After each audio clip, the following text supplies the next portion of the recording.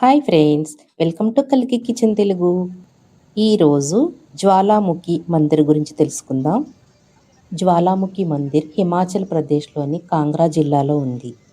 హిమాచల్ ప్రదేశ్ నుండి కాంగ్రా జిల్లాకు వెళ్ళాలంటే 30 కిలోమీటర్ల డిస్టెన్స్ ప్రయాణం చేయాల్సి ఉంటుంది.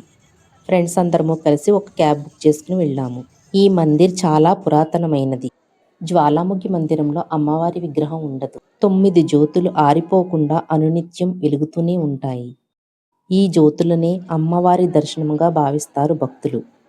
51 శక్తిపీఠాలలో ఇది ఒకటి. ఈ ప్రదేశంలోనే సతీదేవి యొక్క నాలుక పడింది. మీరు అమ్మవారి నాలుకను గర్భగుడిలో ఉన్న చిన్న ఒక బంగారు రంగు మందిరంలో చూడవచ్చు. ఈ మందిరంలోని ఇంకొక విశేషం ఏమిటంటే, ఈ మందిరంలో కుండలో ఉండే నీరు ఎప్పుడూ మరుగుతూ ఉన్నప్పటికీ మన చెయ్యి పెట్టి చూస్తే ఆ నీరు చల్లగానే ఉంటుంది. మందిరం లోపలికి ఫోన్ అలౌ చేయరు. ఈ స్క్రీన్లో చూస్తున్నట్లుగా దర్శనం జరుగుతుంది. జై జ్వాలాముఖి మాత.